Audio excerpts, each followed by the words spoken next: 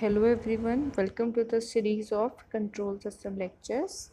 I am Anshu, teaching in EE department in James Engineering College. Today I'll start with some numerical problems of Raut-Hurwitz criteria. In the previous session I have discussed the Raut-Hurwitz criteria and one example of Raut-Hurwitz criteria.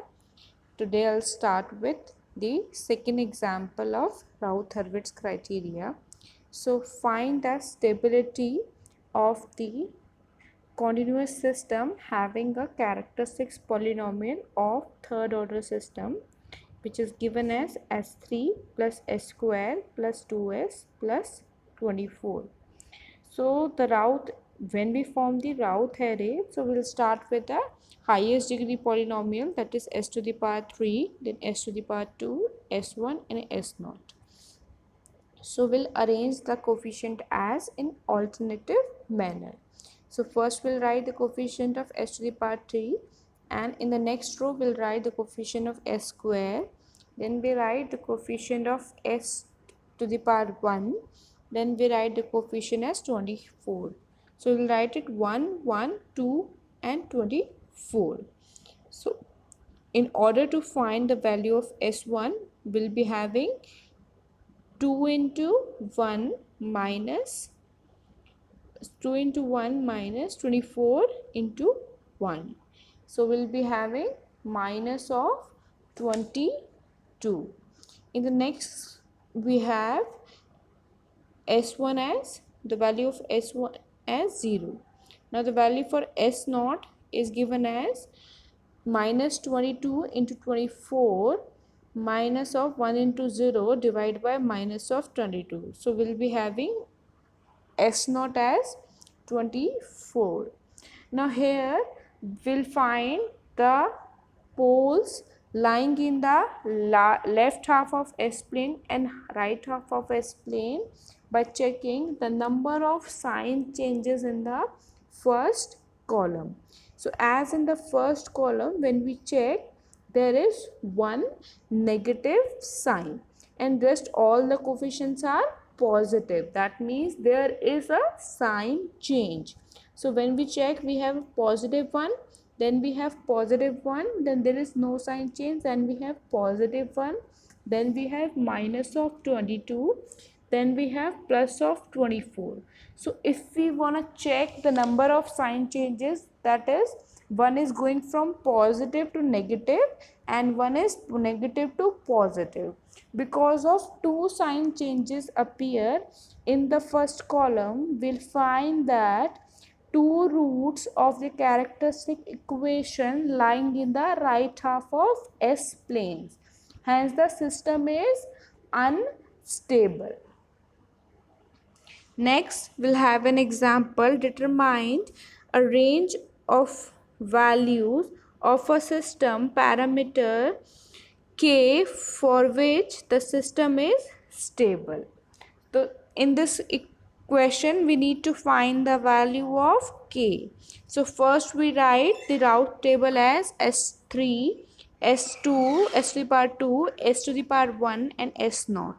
So we'll arrange all the Routh array in alternative manner. So we'll write 1, 3, 3, 1 plus K.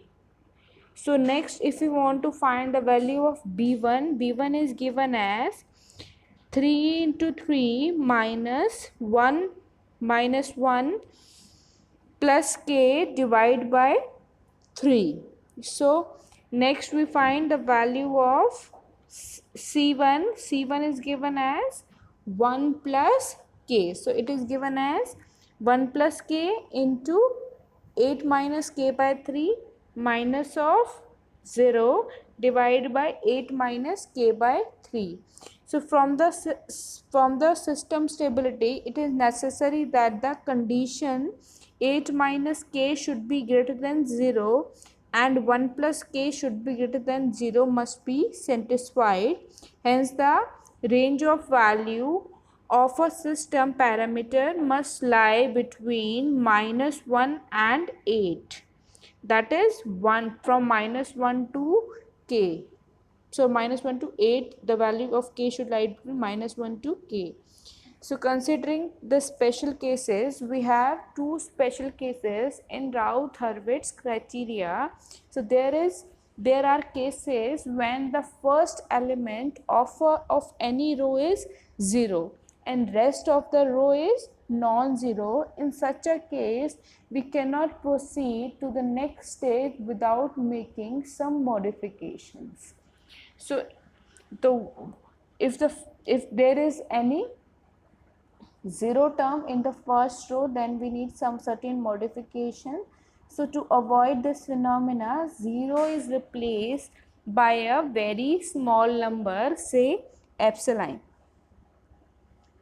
So let's take an example. Determine the stability of a system having a characteristic equation given below. So we have QSS s to the power 5 plus twice of s to the power 4 plus twice of s to the power 3 plus 4s square plus 11s plus 10. So we can find the Raut table as 1, 2, 2, 4, 11, 10. So if we need to find the third row, that is s to the power 3, the values. So in this case, if we find the value of the third row, that is 2 into 2 minus 4 into 1 divided by 2. So in this case, we'll be having a 0. The value of b1 is 0. So in order to avoid this phenomena, we'll replace 0 by a very small value, epsilon. Next, we'll proceed with the equation as it is. Next, we have 6, 0, C1, 10, 0, D1, 0, 0, S naught as 10. The value of C1 is 4 epsilon minus 12 by epsilon. So value of C1 is minus 12 by epsilon. Similarly, the value of D1 is 6. So if we check, there are two sign changes due to large negative number in the first column. Therefore, the system is unstable and the roots of the two equations roots of the equation lie in the right half of the S plane. Next, we'll take an example. Determine the range of parameter k for which the system is unstable. So we have QSS s to the power 4 plus s to the power 3 plus s square plus s plus k. Again, we'll form a Raut table starting from s to the power 4, starting from the highest denominator polynomial, that is s to the power 4, coming to the lowest polynomial, that's s naught. So we'll write the first two rows alternatively as 1, 1, 1, 1 and k. Next, we have the value of b1 as 0 and we'll replace it by epsilon. Then we have k0. So the value of s1 as c1, the value of s0 as k. So c1 is epsilon minus k divided by epsilon. So we'll be having c1 as k divided by epsilon. Therefore, for any value of k greater than 0, the system is unstable. Also, because the last term in the first column is equal to k, a negative value of k will result in unstable system. Consequently, the system is unstable for all the values of gain k. Now, case 1 stability by reverse coefficient. A polynomial that has reciprocal roots of the original polynomial has its root distributed the same right half of S plane, left half of S plane and j omega x's, because taking the reciprocal of the root value does not move it to another region. If we can find the polynomial that has better reciprocal roots of the original, it is possible that the Raut table for the new polynomial will not have a 0 in the first column. The polynomial with reciprocal roots is polynomial with the coefficient written in reverse order. This method is usually computationally easier than the epsilon method.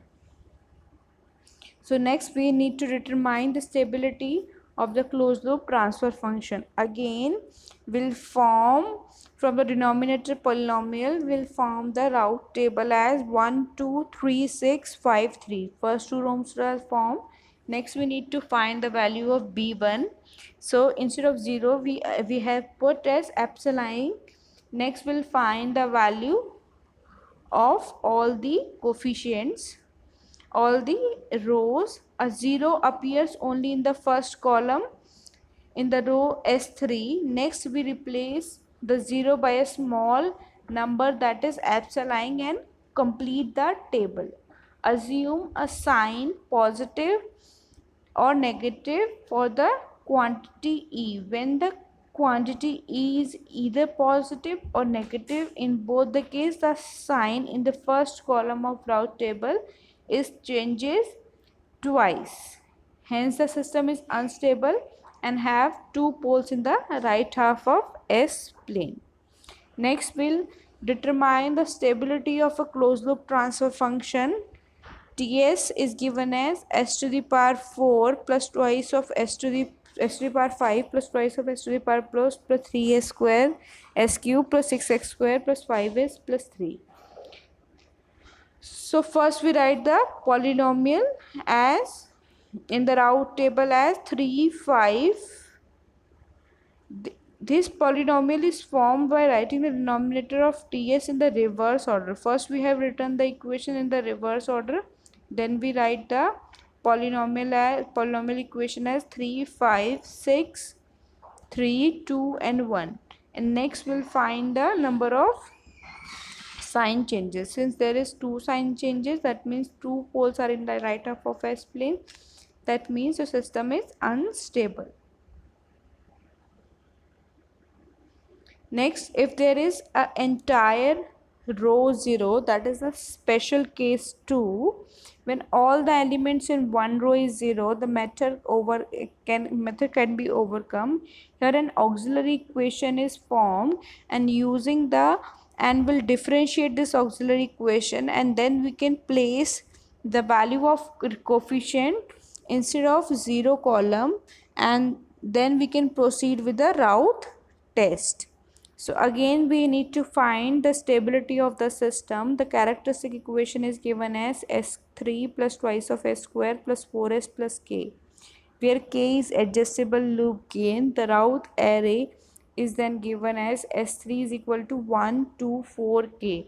Then S1 is given as 8 minus K by 2 0, and K is 0. So the K must, for a stable system, K must lie between 0 to K. Another, will take another example. Determine the stability of the system. So in this case, when K is equal to 8, we obtained a row 0. Then we form an auxiliary equation above the 0 equation. So the equation we are using is S square twice of S square plus K equal to 0. Now the US in this case obtained from the S square. The order of the auxiliary polynomial is always even, indicates the number of symmetrical root pairs. So then we have US as twice of S square plus KS s to the power naught. So we'll form the roots of the equation. Thank you for today.